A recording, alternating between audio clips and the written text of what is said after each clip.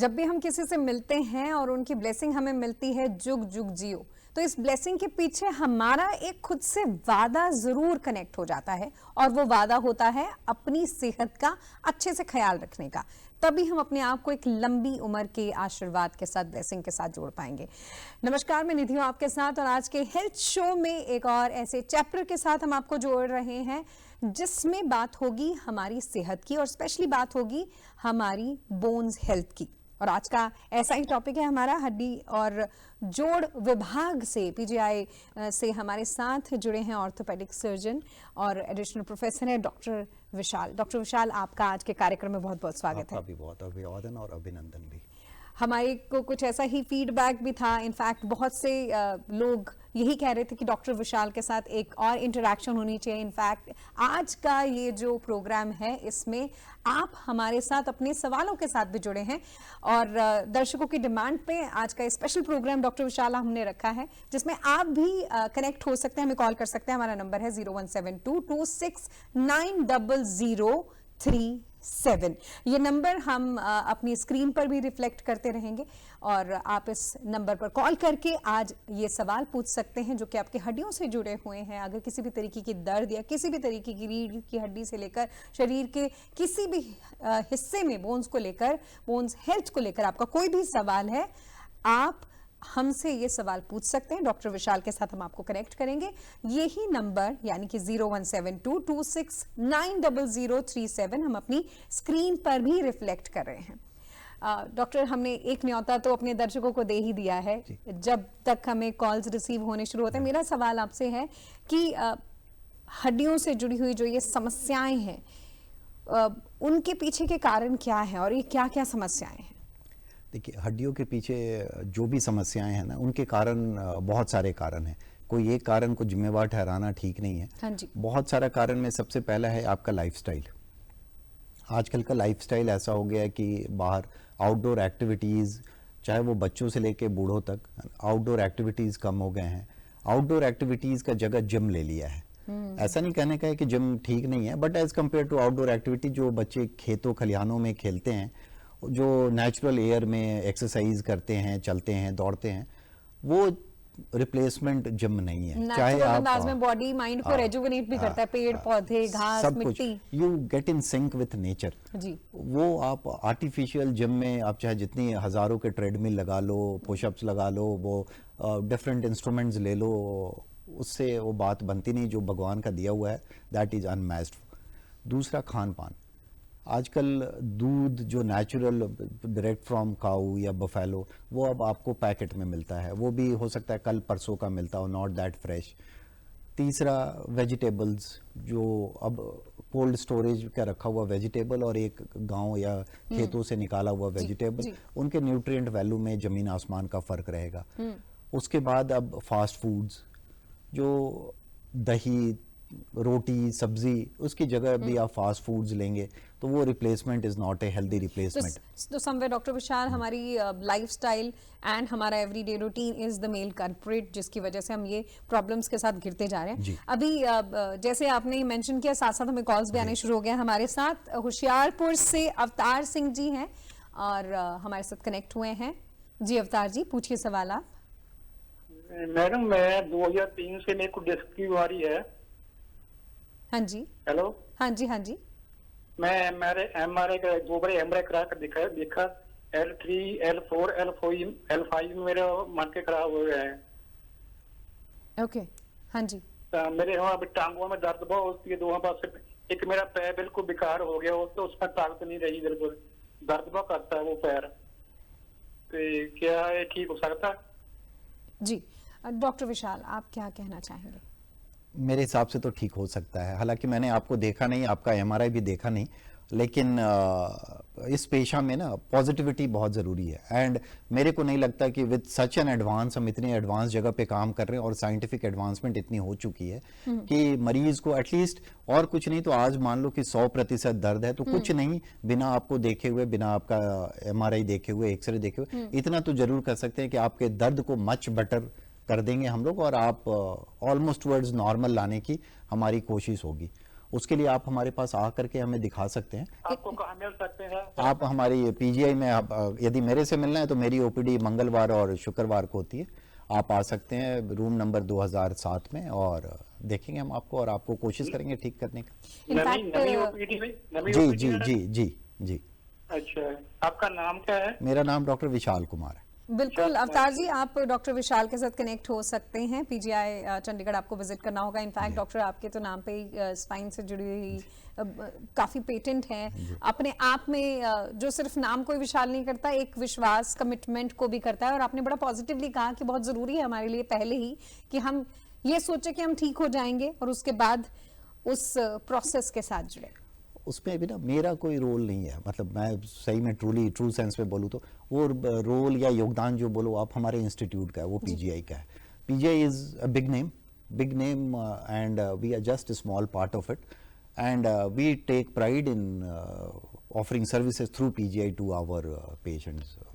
बिल्कुल, और हम अपने पिक्टोरियल डिस्प्ले से भी आपको बता रहे हैं कि किस तरीके से बोन से रिलेटेड, स्पेशली रीढ़ की हड्डी से रिलेटेड जितने भी गैप्स हैं उनको ठीक किया जाता है। और मैं अपने दर्शकों को फिर से आह्वान करना चाहूंगी कि आप भी अपने सवाल हमसे पूछ सकते हैं। 0172269037 इज द नंबर। डॉक्टर, जैसे आप हमें कारणों के बारे में बता रहे थे कि हड्डी से रिलेटेड जितने भी हमारी प्रॉब्लम्स है उसमें लाइफस्टाइल बहुत बड़ा कारक है। अब इसके प्रकार कौन कौन से हैं? इसमें देखिए दर्द के मल्टीपल कारण हो सकते हैं। यदि बच्चों में है तो उसमें बच्चों में भी हो सकता है कि वो कंजेनिटल, मतलब गर्भ से ही उसको वो तकलीफ शुरू हुई है। अच्छा। तो वो उसको हम कहते हैं कंजेनिटल। तो वो भी हम उसको बच्चे को देख करके उसके कुछ टेस्ट करके हम उसका पता लगा सकते हैं कि ये बच्चे को बीमारी माँ से, पिताजी से, जेनेटिक्स उसमें का रोल है कि नहीं है, कंजेनिटल है कि नहीं है। बच्चा के पैदाइश हो गई, फिर उसके बाद उसके खान पान में कमी या उसके लाइफस्टाइल में कोई कमी के चलते तो नहीं हो गई, उसको कोई चोट तो नहीं लगी, या कोई इन्फेक्शन तो नहीं हो गया, या कोई रसौली तो नहीं है अंदर। तो इन सब चीज़ों का जो 4-5 ब्रॉड कैटेगरीज हैं, जैसे कंजेनिटल मीन्स बचपन से या जन्म से, ट्रॉमा मतलब यदि उसको चोट लग गई हो तो, या कोई इन्फेक्शन हो जैसे ट्यूबरकुलोसिस हो या कोई और तरह के इन्फेक्शन हो बोन के, या फिर कोई रसौली ना हो। अच्छा। रसौली में भी दो तरीके के रसौली होते हैं। एक होते हैं मैलिग्नेंट जो बहुत जल्दी फैलते हैं। हाँ, एक दूसरा होता है जो धीरे धीरे फैलता है या नहीं फैलता हो। तो इन सब कारणों का पता लगा करके फिर हम उसका इलाज करते हैं। अकॉर्डिंगली आप ऑपरेट करते हैं। सेम वेरी करेगा मैम एडल्ट में भी। एडल्ट में बहुत हद तक लाइफस्टाइल रिस्पॉन्सिबल होता है। लाइफस्टाइल करेक्शन, न्यूट्रिशनल डेफिशिएंसीज होते हैं, उसको करेक्ट करने से, एक्सरसाइजेज वगैरह उनको रिकमेंड करने से, पोस्चरल एक्टिविटीज़ को चेंज करने या बेटर पोस्चर्स अडॉप्ट करने के चीज़ को बोल करके हम उनको ठीक कर सकते हैं। मान लीजिए कोई बूढ़े हो गए तो उनमें बोन यूजुअली वीक हो जाता है, तो उसके लिए बहुत मतलब इकोनॉमिकल टेस्ट है, डेक्सा स्कैन वगैरह करके हम देख सकते हैं। तो अलग अलग उम्र के अकॉर्डिंगली अलग अलग प्रकार हैं और उसके अलग अलग तरीके के इलाज। अब कोई स्पोर्ट्स मैन है मैम या स्पोर्ट्स वुमन है, उसको खेलते वक्त, कूदते वक्त, दौड़ते वक्त चोट लगे, अलग इंजरीज। बिल्कुल। डॉक्टर विशाल हमारे साथ और सवाल जुड़ चुके हैं। बठिंडा से हमारे साथ अभी हमारे कॉलर जुड़े हैं। हेलो, नमस्कार जी, क्या नाम है आपका? बलविंदर सिंह है जी। बलविंदर सिंह जी, हाँ जी, तुसी दसो अपना सवाल। ਅੱਡੀ ਤੋਂ ਫਿਰ ਇਹ ਜੀ 2 ਮਹੀਨੇ ਤੋਂ ਜੀ ਤੜਕੇ ਸਵੇਰ ਜ਼ਿਆਦਾ ਦਰਦ ਹੁੰਦਾ ਜੀ। ਕਿਹੜੇ ਪੋਰਸ਼ਨ ਦੇ ਵਿੱਚ ਜ਼ਿਆਦਾ ਦਰਦ ਹੁੰਦਾ ਹੈ ਤੁਹਾਨੂੰ? ਥੱਲੇ ਜਿਹੜੀ ਅੱਡੀ ਹੁੰਦੀ ਨਾ, ਅੱਡੀ ਪੈਰ ਦੀ ਥੱਲੇ। अच्छा, पैर ਦੀ ਅੱਡੀ ਦੇ ਵਿੱਚ ਜ਼ਿਆਦਾ ਦਰਦ ਹੁੰਦਾ है। हाँ, उसमें भी बहुत बार प्रोफेशन भी रिलेटेड होता है एडी के दर्द से। बहुत बार ऐसा होता है सेक्स भी रिस्पॉन्सिबल होता है, जैसे फीमेल्स में यूजुअली थायराइड की कमी हो, थायराइड हार्मोन की कमी हो, या मेल हो या फीमेल हो, शुगर हो, उनको डायबिटीज की बीमारी हो, या प्रोफेशन वाइज मान लीजिए फार्मर्स हैं जो खेतों में चलते हैं, नंगे पैर चलते हैं, तो उसमें एक बीमारी होती है कैल्केनियल स्पर या प्लांटर फेशियाइटिस कहते हैं। कुछ लोगों में यूरिक एसिड बढ़ जाता है, कुछ लोगों में जो नशा करते हैं उसमें भी एडी में दर्द होता है। तो उनके डिफरेंट रीजन्स है, वो रीजन्स असर्टेन करके ये क्यूरेबल है ma'am. Most of these things are curable and the patient if he or she visits to a doctor, वो डॉक्टर के पास मिलेंगे, तो ये सब चीज़ें के लिए सफ़र करने की ज़रूरत नहीं। बिल्कुल, बहुत ज़रूरी है कि हम ये विश्वास रखें, अपने डॉक्टर पर विश्वास रखें कि एक क्यूरेबल है, और यही मैसेज हम अपने हर दर्शक तक पहुंचाना चाहते हैं कि आप एक्सपर्ट डॉक्टर से मिलें, अपनी जो प्रॉब्लम है उसको कंप्लीटली डिस्कस करें, उसकी हिस्ट्री को डिस्कस करें, तभी हम सही इलाज के साथ जुड़ पाएंगे। आप भी अपने कॉल्स हमें कर सकते हैं, 01722690037 इज द नंबर। सर, जैसे आपने बता रहे थे कि अलग अलग एज का अलग अलग प्रकार है, अलग अलग इलाज है। आपने जो बच्चों का मेंशन किया, मेरे दिमाग में आया कि अभी बहुत हद तक काफी सालों से फेस कर रहे हैं, लेकिन इस साल इसके ऊपर बड़ी चर्चा हुई कि बच्चों के हैवी बैग्स को लेकर उनकी स्पाइनल कॉर्ड में, उनके पोस्चर में बहुत प्रॉब्लम आई। तो उसके पीछे के क्या कारण? मैम, ऐसा है ना, बच्चे ग्रोइंग एज में होते हैं, उनके बोन्स बहुत सॉफ्ट होते हैं। मतलब उनको जिस तरीके से मैनिपुलेट या मॉड्यूलेट करेंगे ना, वो टेंडेंसी होती है, वो काफ़ी इलास्टिक होते हैं। स्ट्रेंथ पूरा होता है लेकिन वो इलास्टिक होते हैं क्योंकि बच्चे ग्रो कर रहे होते हैं। अब यदि मान लो मैम, आजकल के बच्चे बहुत भारी बैग अपने कंधे पे उठा लेते हैं, उसके बाद वो झुक जाते हैं, तो बोन्स तो सॉफ्ट है, फिर तो वो बोन ना मोल्ड करना उसी के हिसाब से शुरू हो जाता है। और बच्चों को पोस्चर उतनी आदत या आइडिया होता नहीं मैम, है ना। फिर उसके बाद वो बच्चे ऐसे करके उकड़ू करके फिर बैठने भी लगते हैं क्लासरूम में। फिर वो पोस्चर जो थोड़ी देर के लिए ना, फिर वो परमानेंसी की तरफ बढ़ जाता है। तो वो पोस्चर खराब है, गलत है।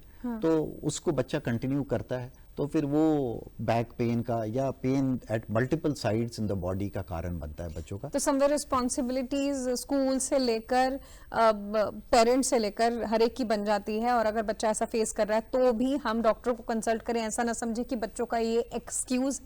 इस विषय पे हम आगे भी चर्चा करेंगे। अभी हमारे पास डॉक्टर विशाल, मुझे ऐसा लगता है कि झड़ी लग गई है, एक मौसम में बारिश की झड़ी है, क्वेश्चंस की भी झड़ी है। हमारे साथ सहारनपुर यूपी से कनेक्ट हुए हैं कोई।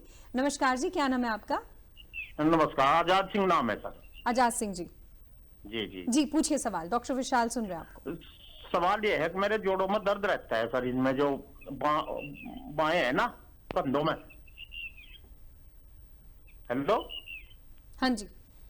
हाँ, कंधों में जो है ना जी, तो इन्हें जो घुमावा है तो टक टक की आवाज आती है और दर्द रहता है जब ऊपर उठा में।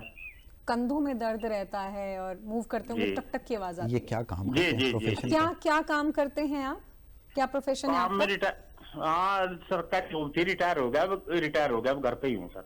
जी, तो बहुत बार कंधों में जो दर्द होता है ना, वो एग्जैक्टली कंधों में नहीं होता है, वो नेक में, जिसको हम सर्वाइकल स्पॉन्डाइलोसिस आम भाषा में कहते हैं, अच्छा, वो होता है। तो उसमें क्या होता है कि वहाँ सारे नर्व्स वहीं से निकलते हैं मैम, यानी कि spinal गर्दन cord के से, दर्द जो से रेफर्ड related पेन होता होता है। है। हाँ, यूजुअली रेफर्ड पेन होता है। एक इंपॉर्टेंट कॉज शोल्डर पेन का मैम शुगर है, डायबिटीज है। ओके। उसको फिर हम कहते हैं फ्रोजन शोल्डर, भी कॉमन भाषा में कहते हैं, या पेरी आर्थराइटिस शोल्डर कहते हैं। इस बीमारी के लिए, पेरी आर्थराइटिस के लिए घबराने की जरूरत नहीं यदि डायबिटीज रीजन है तो। With long term control of diabetes, ऐसा नहीं कि आज का शुगर नॉर्मल है तो आपका पेन ठीक हो जाएगा, नहीं।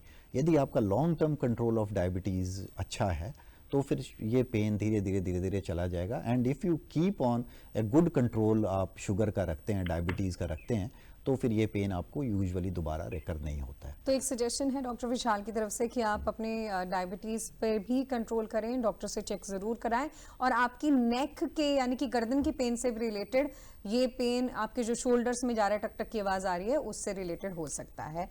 Thank you so very much, आप जुड़े हमारे साथ। और आगे हमारे साथ कुछ वीडियो पर भी दर्शक जुड़े हैं डॉक्टर विशाल, जो अपने सवालों के साथ हमारे साथ कनेक्ट हुए हैं। जी, पूछिए सवाल। जब मैं सुबह उठता हूँ ना, तो मुझे बड़ा पेन महसूस होता है। मैं कई बार सोचता हूँ बड़ी पेन किलर हो, बड़ी मेडिसिन लेके ना बड़ा थक चुका हूँ। डॉक्टर साहब, उसके लिए हमें क्या करना चाहिए? उसके लिए प्लीज सोल्यूशन बताइए भी, जा इस पेन से छुटकारा पाया जा सके। मैं डॉक्टर साहब से ये पूछना चाहता हूँ कि मेरे बैक में बहुत पेन होती है। जब मैं आधा घंटा ये स्टिल ऐसे खड़ा रहूँ और मेरे पीछे से जो है पट्टे जब बोलते हैं या क्या है, ये वो बहुत यानी कि अकड़ जाते हैं। कि जब मैं ज़्यादा देर खड़ा होता हूँ या ज़्यादा देर झुकता हूँ या ज़्यादा देर चलता रहता हूँ तो मुझे लोअर बैक में पेन शुरू हो जाती है। मुझे ये बताया गया कि शायद मेरे मसल्स वीक हैं, तो मुझे कौन सी कोई मेडिसिन लेनी चाहिए या मुझे कोई एक्सरसाइज करनी चाहिए या I have to live with it. तो ये इस चीज़ का समाधान मैं आप लोगों से पूछना चाहता हूँ। जब मैं सुबह सोकर उठती हूँ तो मुझे अपनी लोअर बैक में काफ़ी ज़्यादा पेन होता है, स्पाइन में, और जब मैं झुकती भी हूँ तब भी काफ़ी पेन होता है और ये आधे 1 घंटे तक रहता है। तो मैं डॉक्टर साहब से जानना चाहती हूँ कि इसका क्या इलाज है। अलग एज ग्रुप के लोग हमारे साथ हैं और बैक पेन सबसे ज़्यादा कष्टकारक है। जो पहले वाले मरीज थे हमारे, वो बोलते हैं कि उनको सुबह में दर्द होती है, यूजुअली गठिया एक ऐसा बीमारी है रिमेटॉइड आर्थराइटिस के नाम से, जिसमें अर्ली मॉर्निंग पेन बहुत होता है, मॉर्निंग स्टिफनेस भी होता है। सुबह जब आप उठते हैं तो काफ़ी शरीर में अकड़ाव रहता है। एज डे प्रोग्रेसेस, जैसे जैसे दिन ढलता है और आप काम अपना करना शुरू करते हैं, काम करते हैं, तो धीरे धीरे वो पेन आपको आराम मिलता है। तो जिनको भी, और ये पेन यूजुअली क्लासिकली ना आपको स्मॉल जॉइंट्स ऑफ हैंड में शुरू होता है और हो सकता है किसी भी जॉइंट्स में। धीरे धीरे यदि आप इसका इलाज नहीं कराएंगे तो उंगलियां टेढ़ी होनी शुरू हो जाती हैं, दर्द और बढ़ता है, सूजन भी आने लगता है। तो ऐसे यदि सिमिलर कंप्लेंट्स किसी मरीज के हैं तो उनको गठिया के रूटीन टेस्ट होते हैं मैम, RA फैक्टर कर लेना चाहिए। एक एंकाइलोजिंग स्पॉन्डिलाइटिस बीमारी है जो मेल्स में ज़्यादा कॉमन है एज कम्पेयर टू फीमेल्स, उनके लिए वो HLA-B27, ANA टाइटर और इन 3 टेस्ट को कर लेने से एक आपको रफ सा आइडिया मिल जाता है कि गठिया है कि नहीं है। यदि गठिया है तो उसका इलाज करने से ये कंट्रोल हो जाएगा। यदि गठिया नहीं है तो फिर हम एक डेक्सा स्कैन करते हैं, यूजुअली एल्डरली में, ताकि उनके बोन्स वीक हैं, उनमें भी ये पेन हो सकता है। फिर हम उसका इलाज करते हैं। इस पेन के लिए मरीज को सफ़र करने की इस मॉडर्न डे ऑफ मेडिसिन में ज़रूरत नहीं है। ओके। दूसरे जो मरीज थे उनको लगा कमर में दर्द है और वो पैरों तक जाती है। तीसरे मरीज थे उनको कमर में दर्द था और वो अकड़ जाते हैं। सामने झुकते बहुत पेन हो रहा है। सामने झुकते, उसमें ऐसा होता है कि बहुत बार विद इन एल्डरलीज में पर्टिकुलरली 60 के बाद आपका ना मसल वीक होता है थोड़ा, फिर आपके बोन्स भी थोड़े वीक हो जाते हैं। तो यूजुअली जो डिस्क है 2 मनके के बीच में एक सॉफ्ट जेलाटिनस मटेरियल, टूथपेस्ट जैसा ना, उसको हम डिस्क कहते हैं, वो सूख करके पीछे को निकल जाता है। पीछे को जब वो निकलता है तो वो नस जो निकल रही है ना स्पाइनल कॉर्ड से, वो उसको दबाता है। तो फिर वो पैरों में दर्द जाएगा आपके, आप थोड़ी दूर चलोगे तो आपके ऐसा लगेगा जैसे पैर, वो बोल रहे हैं कि खींचने लगता है। तो ऐसे पे एक बार हम उनका एक्सरे करते हैं, डेक्सा स्कैन करते हैं to see for bone quality, और MRI करते हैं देखने के लिए कि डिस्क कितनी निकली है कि नहीं निकली है, निकली है तो किस किस लेवल पे निकली है और कितना निकल के कितने नसों को दबा रही है। अकॉर्डिंगली बहुत बार तो हम एक्सरसाइज, फिजियोथेरेपी है जिसमें बैक मसल स्ट्रेंथनिंग एक्सरसाइजेज हैं, वो किया, थोड़ा पोस्चर करेक्शन किया, तो ये दर्द में काफी सिग्निफिकेंट रिलीफ मिल जाता है। यदि नहीं हुआ तो फिर नेक्स्ट है इंजेक्शंस। हम उस जगह पे जहां नसें सूजी हुई हैं वहां इंजेक्शंस लगाते हैं, तो वो पेन भी बहुत हद तक ठीक हो जाता है। तो प्रोसेस है जिसको समझना पेशेंट को भी जरूरी है और वो पूरा अच्छे से एक्सप्लेन करना एक डॉक्टर को, उसके अकॉर्डिंगली आप ट्रीट करते हैं। डॉक्टर विशाल, हमें एक और सवाल आ चुका है, मोहाली से हमारे साथ हमारे एक दर्शक जुड़े हैं। नमस्कार जी। हाँ जी, नमस्कार जी। क्या कौन बोल रहे हैं आप? मैं राजीव मेहता बोल रहा हूँ। जी राजीव जी, पूछिए सवाल, डॉक्टर विशाल हैं, सुन रहे हैं। हाँ doctor Vishal, good evening. Good evening sir. Sir मेरा एक ये है कि मुझे ना थोड़ा सा पिछले 2.5 ईयर से ना L4 L5 डिस्क का एक इशू चल रहा है जी। तो हुआ क्या था कि 2.5 साल पहले क्या हुआ था कि मैं किसी टूर पे गया हुआ था जी। तो मेरी ना कभी कभी पेन ही नहीं हुआ था मुझे, तो एकदम मेरी लेफ्ट साइड में कुछ वाइब्रेशन थी और मैं नीचे गिर गया। नीचे गिरने के बाद मुझे को हॉस्पिटल लेके जाया गया, तो वहां पे कुछ दिन मैं एडमिट भी रहा, तो थिंग्स विल इम्प्रूव, मतलब थिंग्स इम्प्रूव होनी शुरू हो गई। बट अभी क्या हुआ कि जब सब कुछ ठीक था, 2.5 साल के बाद मुझे अभी लास्ट मंथ ही दोबारा से वही चीज हुआ कि लेफ्ट साइड मुझे वाइब्रेशन से हुई और मैं नीचे गिर गया दोबारा से मैं। तो इसका हमने MRI कराया, MRI में निकल के आया कि आपकी L4 L5 और L3 जो डिस्क है वो थोड़ी सी निकली हुई है और उसकी वजह से नर्व प्रेस हो रही है, उस नर्व प्रेस की वजह से ये वाला इशू आया। तो मेरा क्वेश्चन ये वाला था कि अगर मैं बिल्कुल अभी, मैं पिछले 2 साल से बिल्कुल ओके था, मुझे कोई इशू नहीं था, ना मुझे कोई बैक का प्रॉब्लम था, एकदम ही हुआ, तो ये ऐसा क्यों हो रहा है, इसका रूट कॉज क्या है, आगे मुझे क्या एक्शन करना चाहिए कि सो दैट कि ये रिपीट ना हो। जी डॉक्टर विशाल, ऐसा है कि जब आपको 2.5 साल पहले ये चीज़ हुआ था, उसके बाद से शायद 2.5 साल यदि आप अच्छे से एक्सरसाइज करते, बैक स्ट्रेंथनिंग एक्सरसाइज करते, तो शायद ये प्रॉब्लम दोबारा गिरने के बाद या दोबारा नहीं होती। जैसे आपने फिजियोथेरेपी भी पहले मेंशन किया था। यदि आपने नहीं किया, थोड़ा सा डाइट पे ध्यान नहीं रखा, आपके जो मसल एंड जो आपके वर्टिब्रा हैं वो थोड़े वीक होंगे, या जो डिस्क निकली हुई है वो थोड़ी और हो सकता है कि with time, passage of time और निकल गई होगी। तो इसके लिए ये एपिसोड्स आपके दोबारा हो रहे हैं, एंड ऐसे एपिसोड के repetition is quite normal, particularly in patients जो एक्सरसाइज नहीं करते हैं या उस समय जो दवा प्रिस्क्राइब किया गया होगा वो नहीं लिए होंगे। तो अब इसका है कि एक बार एमआरआई करके 2.5 साल हो गए हैं, एक फ्रेश एमआरआई करके हम देख सकते हैं कि आपके डिस्क का पोजीशन अभी क्या है, और उस हिसाब से फिर हम उस ट्रीटमेंट को आगे ले जा सकते हैं। यदि आपको ये पेन काफ़ी परसिस्टेंटली और कॉन्टिन्यूसली रहने लग गया है तो हम उस डिस्क को निकालने का ऑपरेशन भी सोच सकते हैं, and it's a very routine procedure, मतलब डरने की बात नहीं है। क्योंकि बहुत सारे मरीज आते हैं, डॉक्टर साहब क्या गारंटी है, मतलब अब हम गारंटी तो नहीं देंगे लेकिन हमारे 100 में से 100 ही ठीक हो जाते हैं तो फिर ठीक है, हमें लगता है कि वी आर डूइंग जस्टिस। तो इस हिसाब से घबराने की जरूरत नहीं है कि पीठ का ऑपरेशन नहीं कराना चाहिए, ये भी मिथ है। पीठ का ऑपरेशन कराया, वो मरीज उठा ही नहीं, तो अब पता नहीं किसने किया, क्या किया, वी डोंट नो। सो घबराने की जरूरत नहीं है, इंडिविजुअल बेस्ड ट्रीटमेंट है ये तो, एंड अच्छे संस्थान में अच्छे डॉक्टर से कराने पे मेरे को नहीं लगता। और बड़ी ब्लेसिंग है आपसे बात करना, एक तो मुस्कुराहटें तो आ ही रही हैं क्योंकि आप इतने अच्छे से पॉजिटिवली हमें कह रहे हैं कि इनफैक्ट हमारे दर्शकों को भी पता चल रहा है कि 100% सोल्यूशन के साथ भी हम जुड़ सकते हैं। और बहुत स्पेशल लगता है क्योंकि आपके नाम पर ही स्पाइन को लेकर इतने पेटेंट हैं, और बड़ा फॉर्चुनेट लगता है कि हम एक ऐसे डॉक्टर के साथ कनेक्टेड अपने दर्शकों को करा रहे हैं। आप उनसे सवाल पूछ सकते हैं जो कि इस फील्ड में ना सिर्फ एक नाम है बल्कि हर कदम पर महारत भी हासिल है। डॉक्टर विशाल, अगर मैं अपने सवालों को भी आगे बढ़ाऊं, जैसे आपने बच्चों से रिलेटेड बताया कि कंधे झुक जाते हैं, फिर आपने बताया कि अलग अलग हमारी एज के अकॉर्डिंगली ये प्रॉब्लम्स भी बढ़ती हैं। जनरली हम नोटिस करते हैं कि जब हम, जैसे आपने बताया जिम का एक बार शुरू में आपने मेंशन किया था, क्या वहां से भी बोन्स को लेकर जो नेग्लिजेंस है उसके भी पेशेंट आपके पास आते हैं? बहुत कॉमन है मैम, मतलब पर्टिकुलरली ये जिम फ्रीक ना एक बड़ा कॉमन टर्म होते जा रहा है कि हर नौजवान, हर यंग, शायद बच्चों के लिए स्कूल बैग में उनके लिए वही वेट है जो अडल्ट्स के लिए। उसके बाद ना वहाँ जा करके इम्पोर्टेंट कंसर्न ये हो जाता है कि उनके डाइटरी हैबिट्स भी चेंज हो जाते हैं मैम। बहुत यंग हैं जो मसल बिल्डिंग के लिए स्टेरॉइड लेना शुरू कर देते हैं। बहुत सारी ऐसी चीजें अब आजकल आप देखे होंगे कि मतलब रिसेंट ईयर्स तक आया था इंटरमिटेंट फास्टिंग। हाँ, यस। अब लिटरेचर आ रहा है कि intermittent fasting is actually not good for body. तो ऐसी ऐसी कोई चीज़ें हैं, डाइट ऑल्टरेशन हो जाता है मैम, उसमें हाई प्रोटीन डाइट, हमें ये नहीं खाना, हमें वो नहीं खाना, हमें ये खाना है, हमें उस समय खाना है। आई थिंक उतने की ज़रूरत नहीं है मैम, उतने की ज़रूरत नहीं है फॉर ए हेल्दी लाइफस्टाइल। वो अनड्यू किसी चीज़ को आप जबरदस्ती, excess of anything is bad वाली बात है ना, तो वही होती है मैम। आजकल बहुत सारे जिम में, बहुत जगह तो ऐसा है कि उनको गाइडेंस भी अच्छी नहीं मिलती। यदि मैं जिम इंस्ट्रक्टर बनने की कोशिश करूं तो आप समझ सकते हो किस लेवल का जिम इंस्ट्रक्शन होगा फिर मेरे से। सो वो चीज़ें भी होती हैं। So I think proper guidance is mandatory for good health. अब आप देखो ना, जितने हमारे अच्छे अच्छे स्टार्स, क्रिकेटर्स प्रीमेच्योर डेथ हुई, प्लेयर्स को देख रहे हो, एंड रिसेंटली पिछले 2-3 साल में, हाँ, पिछले 2-3 साल में इतने डेथ्स हुए, सडन डेथ्स हुए।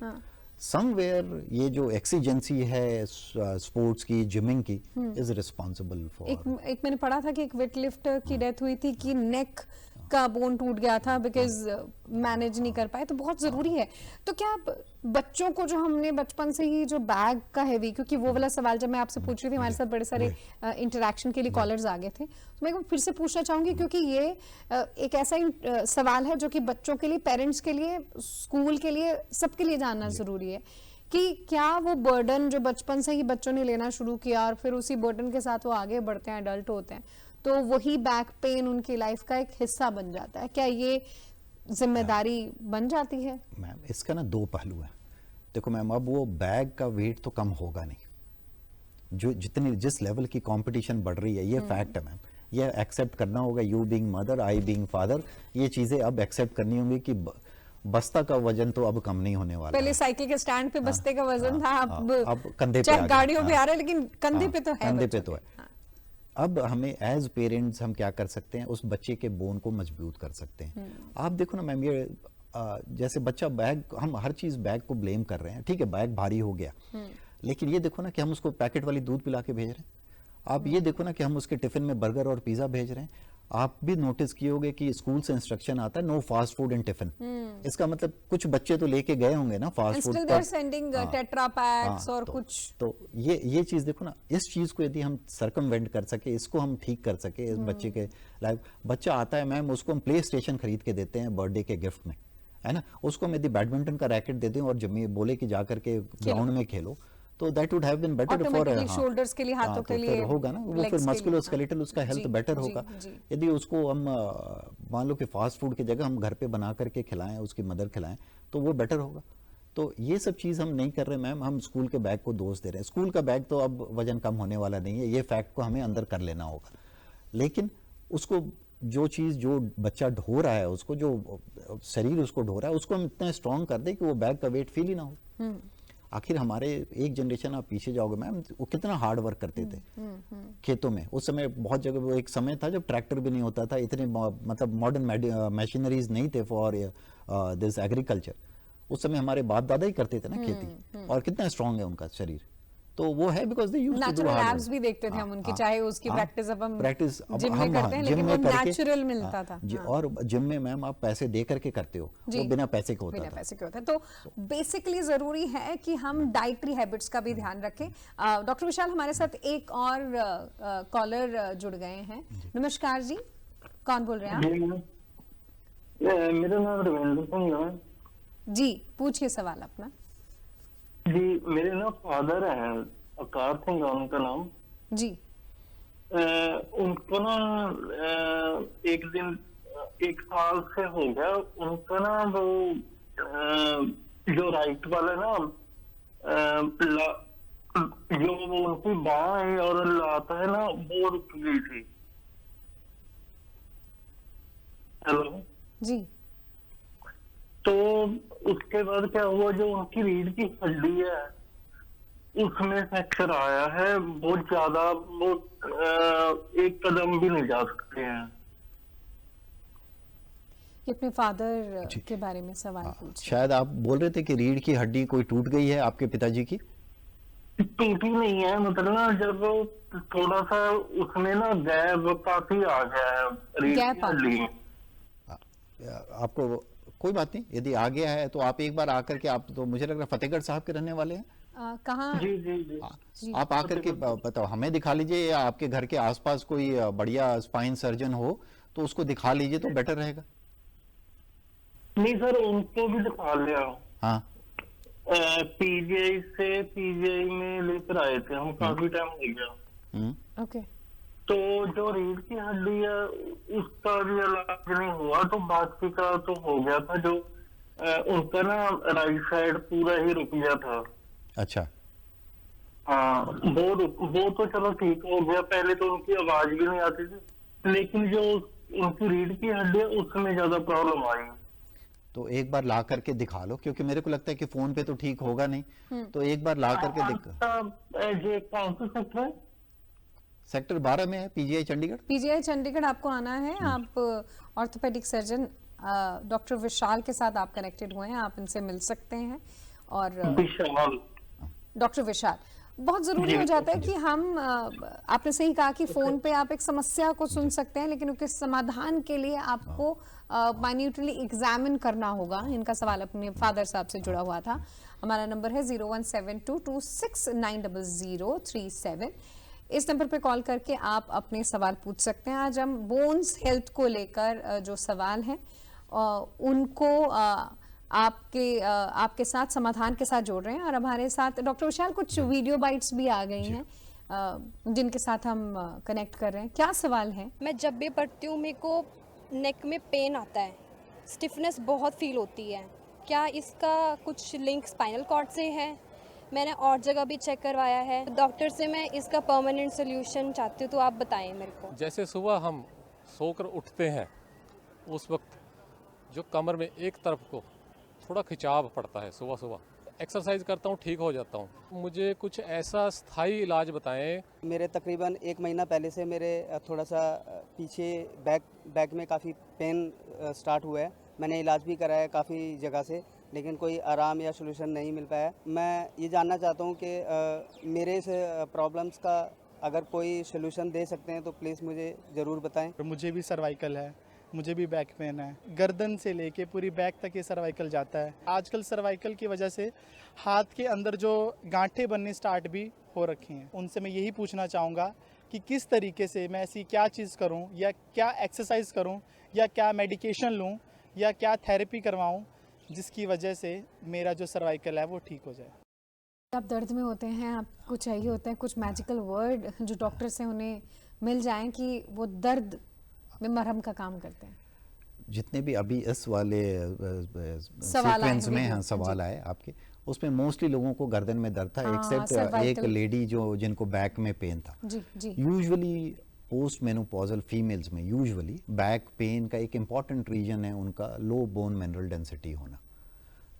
तो उसमें हम यूजुअली डेक्सा स्कैन करके देखते हैं एंड अकॉर्डिंगली उनकी बोन मिनरल डेंसिटी को मैकअप करने की कोशिश करते हैं। एंड विथ टाइम थोड़ा पेशेंस चाहिए होता है, क्योंकि देखो आप एक बिल्डिंग को गिरने में ना ज़्यादा टाइम नहीं लगता, बट बिल्डिंग बनने में ज़्यादा टाइम लगती है। तो आप जिसका डेक्सा स्कैन कराएं और जो ऑस्टियोपोरोसिस आता है मैम, इसका मतलब उसका टी स्कोर -2.5 होता है। वो ऑलमोस्ट आप कहोगे लेमैन टर्म में ना, तो मक्खन जैसा होता है, जो मक्खन ऐसे पिघला हुआ हो। जो ऑस्टियोपीनिया आता है -1 से -2.5 के बीच का, वो सख्त मक्खन जैसे आप जब शॉप से लेते हो वैसा वाला होता है, फ्रोजन हाँ। और जो तीसरा है जो नॉर्मल है वो होता है ब्रिक, जो हमारी ईंट है वो उतना स्ट्रांग होना चाहिए। तो ये डिफरेंस है। ठीक है। जो मक्खन पानी जैसा है उसको ब्रिक बनाने में थोड़ा टाइम लगेगा मैम, तो पेशेंस चाहिए एंड मेडिसिन थोड़ी लंबी चलती हैं, बट वो ठीक हो जाता है। उसके बाद अब जो ऑस्टियोपेनिया है, जो सख्त मक्खन था, जो क्यूब था, समझाया आपने बिल्कुल मक्खन की तरह तो इजीली। उसको वहां तक पहुंचने में करीब करीब साल लगता है। अच्छा। ब्रिक तक ओके। जो पानी था उसको वहां तक पहुंचने में करीब करीब 2 साल लगता है। वो भी थोड़ा डिपेंड करता है कि टी स्कोर में भी कितने वेरिएशन है, बट ये ठीक हो जाता है। 6 मंथ्स में आप अप्रिशिएट करना शुरू करते हो कि हाँ मेरा पेन ठीक हो रहा है। उसके बाद धीरे धीरे करके पेन ठीक हो जाता है। एक स्टूडेंट थी जो शुरू में आई, उसके नेक में पेन है, ये बहुत कॉमन प्रॉब्लम है। कि आगे एक थोड़ा तो वेट मैम करते हैं दर्द। सेटिंग आवर्स बच्चों के बढ़ गए हैं, एग्जाम का प्रेशर, पढ़ाई का प्रेशर इतना ज़्यादा है कि सेटिंग आवर्स बढ़ गए हैं उनके। तो वो bad posture is the reason मैं कहूँगा, क्योंकि कभी बच्चा लेट के पढ़ता है, कभी बच्चा उकड़ू होके पढ़ता है, कभी टेबल पे पढ़ता है, तो उससे गर्दन के मसल्स वीक हो जाते हैं। प्रॉपर स्ट्रेंथनिंग एक्सरसाइजेज होंगे नेक मसल्स के, शोल्डर के, इधर पीठ के, तो वो फिर पेन होती नहीं है। बट हाँ, एक्सरसाइज एक बार यदि पेन शुरू हुआ है तो एक्सरसाइज और डाइट अच्छी लेगा तो स्टूडेंट वाले जो यंग एज हैं वो पेन बहुत हद तक रिकवर हो जाता है। दोनों चीज़ें बहुत ज़रूरी हैं कि हम एक्सरसाइज भी करें और अच्छी डाइट भी लें। अभी डॉक्टर विशाल हमारे साथ एक और कॉल कनेक्ट हुई है। नमस्कार जी, कहाँ से बोल रहे हैं आप, क्या नाम है आपका? नमस्कार मैम, मैं सुरेंद्र सैनी बोल रहा हूँ हरियाणा जींद से मैम। जी पूछिए सुरेंद्र जी। डॉक्टर साहब नमस्कार। नमस्कार नमस्कार सर, मेरा गेम है बैडमिंटन। मैं बैडमिंटन खेलता हूँ और 4-5 महीने से मेरे घुटनों में दर्द रहता है सर। तो मैंने बीच में 1 महीना खेलना बंद कर दिया, तो वो घुटनों का दर्द गायब हो गया। तो इसके लिए सर सजेस्ट करोगे कुछ? आपकी एज क्या होगी? 40 है सर। 40 है। और कभी कोई लिगामेंट इंजरी वगैरह तो नहीं हुई आपको? नी में नो सर, नो। कुछ नहीं हुई ना? नहीं, फिर इसके लिए गेम बंद करने की जरूरत नहीं है। आप जो चीज करते हो वो ना करो, तो फिर तो कोई बात ही नहीं हुई ना कि नहीं हो रहा है पेन, है ना? अच्छी चीज तो ये होगी कि आप गेम भी खेलो और पेन भी ना हो। हाँ जी। आपको यही चाहिए ना मेरे हिसाब से। मतलब कभी आपको मसल पुल हो गया होगा, क्योंकि बैडमिंटन यदि आप अच्छे लेवल पे खेलते हो, मान लो आप डिस्ट्रिक्ट लेवल पे या स्टेट लेवल पे खेलते हो तो। हाँ जी, वैसे स्टेट लेवल पे तो नहीं, वैसे 2 घंटे हम प्रैक्टिस करते हैं के साथ। हाँ जी। एक तो है कि वार्म अप करके आपने खेलना चाहिए। कभी ऐसा ना हो कि आप जाते ही गेम लगाना शुरू कर दो। वार्म अप कर लो, थोड़ा वॉक जॉगिंग कर लो या रनिंग करके फिर गेम लगाओ। और एक्सरसाइज, नी के भी एक्सरसाइज आते हैं, वो किसी अच्छे डॉक्टर से बगल में पूछ लोगे आप ना, वो बता देंगे। फिर वो एक्सरसाइज करके गेम लगाओगे तो ये पेन दोबारा आपको होगी नहीं। वैसे इसके चलते गेम बंद करने की जरूरत नहीं है। बहुत बार होता है ना कि आप लगाने शुरू कर देते हो गेम विदाउट वार्म अप, तो मसल पुल हो गया या लिगामेंट खींच गया तो आपको पेन हो रहा है। हाँ जी। तो आप गेम शुरू करो, धीरे धीरे शुरू करो। बिल्कुल जी सर। ओके, एक बड़ी होप सी बांध देते हैं आप, क्योंकि बहुत ज़रूरी हो जाता है। मैं अपने दर्शकों को भी ये बताना चाहूँगी, क्योंकि जैसे हम डॉक्टर से मिलते हैं, फर्स्ट हम उनसे कंसल्ट करते हैं, अपना सवाल पूछते हैं, वो फर्स्ट लेवल पर हम दूरदर्शन के साथ आपको कनेक्ट कर रहे हैं। उसके बाद आप डॉक्टर से मिलिए, एक्सपर्ट डॉक्टर से मिलिए और अपनी समस्या को पूर्ण रूप से समाप्त करने के लिए उनकी गाइडेंस लें। हमारे साथ डॉक्टर विशाल एक अनदर कॉल भी जुड़ चुका है। नमस्कार जी, कौन बोल रहे हैं, कहाँ से बोल रहे हैं आप? नमस्कार। आई थिंक ये वाला कॉल हमारा डिस्कनेक्ट हो गया, तब तक मैं अपना सवाल पूछ लेती हूँ। मेरा सवाल था सर, जैसे अभी चाहे बारिश के मौसम की बात है या फिर सर्दियों में, ये कुछ ऐसे दो मौसम है जब हम कहते हैं हमारी बोन्स में पेन हो रहा है, जोड़ों में दर्द हो रहा है, तो क्या ये सीजन से भी रिलेटेड होता है बोन्स पेन, और क्यों होता है ऐसा? होता है मैम, ये जैसे ठंड के समय ना बाहर ठंड हो रही है तो आपके बॉडी को गर्माइश चाहिए, तो उसमें क्या होता है कि आपका ये होम्योस्टैटिक मैकेनिज्म है जिसमें बॉडी अपने आप से हीट प्रोड्यूस करता है टू काउंटरएक्ट कोल्ड इफेक्ट। उसमें क्या मसल स्पाज्म में जाते हैं, तो मसल स्पाज्म अकड़ जाते हैं मैम, वो अकड़ते हैं क्यों? To conserve energy and to produce energy within such that you can fight with the external lower temperature. तो इसलिए जब मसल अकड़ जाएंगे मैम, तो वो फिर आप कुछ भी उसको करोगे ना तो वो खिंचाव होगा और वो दर्द होगा। Same happens in rainy season, rainy में थोड़ा कम होता है as compare to winter. So ये मोस्टली ये प्रोटेक्टिव मैकेनिज्म है बॉडी का। एक चीज और बताना चाहूंगा, एक दर्शक हमारे कहते हैं कि वो कटकट की आवाज होती है, कटकट की आवाज इज मोस्टली नॉर्मल, उसको बहुत सीरियस लेने की जरूरत नहीं है। ठीक है, ये एक हौसला आपने फिर से बांध दिया। हमारे साथ कॉलर फिर से कनेक्ट हो गए हैं। नमस्कार जी। नमस्कार। हाँ जी मैंने, सत श्री अकाल जी। क्या नाम है आपका? भवनदीप। भवनदीप जी, कहाँ से बात कर रहे हैं आप? पंजाब नवा शहर से। जी जी भवन जी, अपना सवाल पूछिए आप डॉक्टर विशाल से। हाँ जी मैम, डॉक्टर लाइन पे जी जी, जी बोलिए। हाँ सर, मतलब पीठ से दर्द शुरू होता है, पीठ से होके नीचे मतलब जाता है जी। हाँ जी। क्या काम करते हैं आप और एज कितनी? सर मेरी एज है 18 साल की। अच्छा। काम सर मैं सलून का सीख रहा हूँ। तो सलून का तो लॉन्ग स्टैंडिंग है, मतलब खड़े रहने का काम ज्यादा है आपका? हाँ जी सर। हाँ, थोड़ा बेंट भी रहते हैं। बेंट भी रहते, थोड़ा सा अपना अब जैसे काम आप खड़े खड़े होकर के ना बीच में थोड़ा रेस्ट कीजिए। मैं और एक्सरसाइज करनी होगी पिठ को स्ट्रांग करने की ना, क्योंकि अब आपने ये प्रोफेशन चूज किया तो इसमें आपने तो जिंदगी भर लंबे समय तक खड़े ही रहना है, तो इसलिए आपको एक तो बीच बीच में थोड़ा सा पोस्चर आपने चेंज करना है और थोड़ा सा बैक मसल को स्ट्रेंथनिंग एक्सरसाइज से ठीक करनी है और अच्छी डाइट लेनी है, जैसे मैं हमेशा कहता हूँ। Okay sir. और तीसरा चीज एक बोलना चाहूंगा मैम यूथ के लिए ना, कि अल्कोहल ना ले, वो भी बहुत बड़ा रोल निभाता है।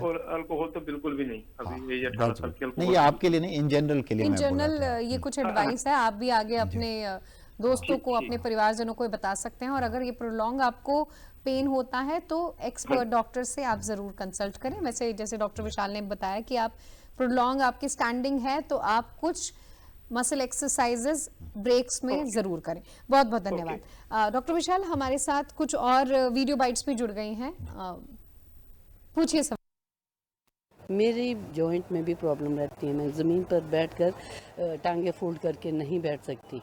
मैं चाहती हूँ कि डॉक्टर साहब मुझे कोई ऐसी कोई सॉल्यूशन या कोई एक्सरसाइज बताएं जिससे जो है ना मैं इस बीमारी से निजात पा सकूं। उठने के बाद मेरे शरीर में दर्द रहता है, घुटनों में दर्द है और मेडिसिन भी ली, मेरी प्रॉब्लम कोई हल नहीं हुई। मैं डॉक्टर साहब से पूछना चाहता हूँ कि मेरी इस प्रॉब्लम का कोई अगर हल है तो आप मुझे बताएं। जो हमारे साथ जुड़े थे उनके कुछ सवाल और रह गए थे लगता है जी। इसमें अब जैसे जो लेडी थी वो बैठ नहीं पा रही है, चौकड़ी मार के नीचे नहीं बैठ पा रही है, इनको प्रोबेबली ऑस्टियोआर्थराइटिस ऑफ नी है। उसमें क्या होता है कि जॉइंट स्पेस जो है घुटने का वो कम हो जाता है और जॉइंट वो घिसने लगते हैं, थाई बोन और लेग बोन दोनों एक दूसरे से घिसने लगते हैं तो पेन होता है। तो जब आप बैठने चौकड़ी मार के बैठने की कोशिश करते हो तो वो पेन बढ़ जाता है। तो एक एक्सरे करके देख सकते हैं हम लोग, देखने से पता लगता है कि कितना खराब हुआ है और किस स्टेज में है। यदि वो स्टेज एडवांस है तो हम नी रिप्लेसमेंट भी करते हैं। उसके पहले यदि वो कम खराब है, मिडिल स्टेज में है, तो हम उसमें इंजेक्शंस, एक्सरसाइज, सप्लीमेंटेशन, जैसे जो ग्रीस है उसकी सप्लीमेंटेशन भी हम कर सकते हैं। उससे भी दर्द में काफ़ी राहत मिल जाता है। जी। जो दूसरे थे कि सर में भी दर्द है और घुटने में भी दर्द है, तो सर का दर्द और घुटने का दर्द अनरिलेटेड है, एक दूसरे से रिलेटेड नहीं है।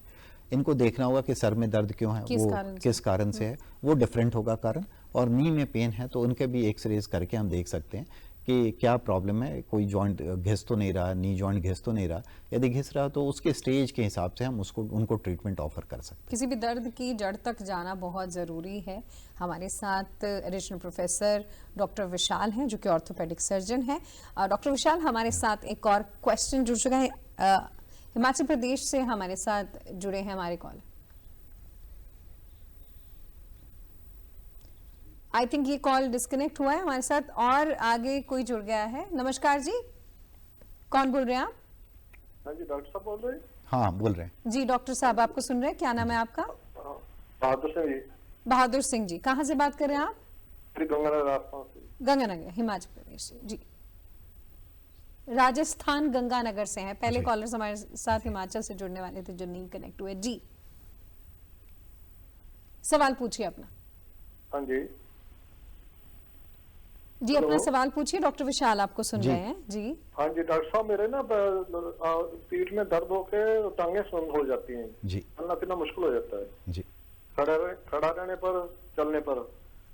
आपकी उम्र कितनी होगी? 75 साल जी। 75 साल। यूजुअली एल्डरलीज में एक बीमारी है लंबर कैनाल स्टेनोसिस। उसमें क्या है कि जो रीढ़ की जो हड्डियों के बीच से जो हमारी नस आ रही है वो कंप्रेस हो जाती है, वो दब जाती है, उसको हम कहते हैं लंबर कैनाल स्टेनोसिस। हाँ जी। ऐसा या कुछ तीन नाने। हाँ वो हमारे क्राइसिस में दबी हुई आई हैं। हाँ, तो कॉमन डायग्नोसिस है ये भी। एक बार वही देख करके स्टेज करके कि कितनी दब रही है, अकॉर्डिंगली हम ट्रीटमेंट ऑफर कर सकते हैं। ट्रीटमेंट रेंज करता है फिजियोथेरेपी से, पेन किलर से, नर्व टॉनिक से, इंजेक्शन नहीं तो फिर ऑपरेशन। ये 4-5 स्टेज है। इसमें इंजेक्शन लग जाता है? हाँ हाँ, क्यों नहीं लगता। अच्छा जी, उससे कोई रिलीफ मिलती है फिर? क्या करें? रिलीफ मिल जाती है उससे? हाँ हाँ मिलनी चाहिए, क्यों नहीं मिलेगी। अच्छा, कितने का लगता है करीब? कितने? यदि आपका पास आयुष्मान कार्ड है तो वो फ्री है। आयुष्मान कार्ड है मेरे पास। हाँ तो फिर फ्री है। अच्छा फ्री है, ठीक है। वो यहाँ से लगवाएं या फिर आपके पास से आगे लगवाएंगे? ये आपकी चॉइस है। नहीं फिर वो आपको डॉक्टर बताना पड़ेगा, हमारे गंगानगर में है तो उस पर लगा दें हम। आप राजस्थान में भी लग सकता है। हाँ लग जाएगा। ये कोई बहुत एक्स्ट्रा ऑर्डिनरी चीज नहीं है। इसके लिए एक्स्ट्रा ऑर्डिनरी स्किल की जरूरत नहीं है। कोई भी अच्छा स्पाइन सर्जन हो आपके रीजन में आसपास में, वो लगा देंगे इसको। ये सर वो रीढ़ की हड्डी में लगता है? हाँ रीढ़ की हड्डी में लगता है। इसका कोई साइड इफेक्ट नहीं फिर? नहीं, साइड इफेक्ट किसी चीज है? साइड इफेक्ट तो हवा सांस लेने का भी है। वो तो है ही है ना, तो इतने घबराने की जरूरत नहीं है सब चीज के लिए। अच्छा वो लगवा सकते हैं? हाँ हाँ बिल्कुल। तो आपको मिलना हो तो फिर आप हॉस्पिटल में होते हैं या बाहर होते हैं? नहीं हॉस्पिटल में। पीजीआई के डॉक्टर की यही खासियत है, वो बाहर नहीं मिलते आपको। जब बाहर मिलेंगे तो दूरदर्शन में होंगे या फिर आपको वहाँ पर पीजीआई में मिलेंगे। घर पर भी क्या पता देख लेते हो जी। ठीक है, thank you so very much, आप हमारे साथ कनेक्टेड हुए। मैं समझ सकती हूँ ओपीडी में किस तरीके का माहौल होता होगा, किस तरीके की आप टेंशन उनको दूर करते होंगे। और आई थिंक किसी प्रॉब्लम की शुरुआत है और उसके बाद अंत एक खुशी के साथ हो रहा है, बहुत अच्छा है। और सवाल तुम्हारे पास अभी भी बहुत सारे कॉल्स आ रहे हैं और मैं अपने दर्शकों को क्षमा भी मांगना चाहूंगी कि आपके बहुत सारे कॉल्स हैं। हम कोशिश करेंगे कि हम डॉक्टर को फिर से हम इनवाइट करें। नंबर आप जरूर याद रखिए 0172269037। आज के इस कार्यक्रम में अपने सवालों के लिए आपका तहे दिल से धन्यवाद देना चाहूंगी। और doctor Vishal, thank you so very much, आपने अपना प्रॉमिस निभाया। इस कार्यक्रम को आप हमारे वेव्स OTT पर भी देख सकते हैं, हमारे YouTube चैनल DD चंडीगढ़ पर, और हमारे सैटेलाइट चैनल DD हरियाणी और DD पंजाब पर भी आप जरूर देखें। आज के इस कार्यक्रम में अपना साथ देने के लिए मैं निधि आपका तहे दिल से धन्यवाद करती हूँ।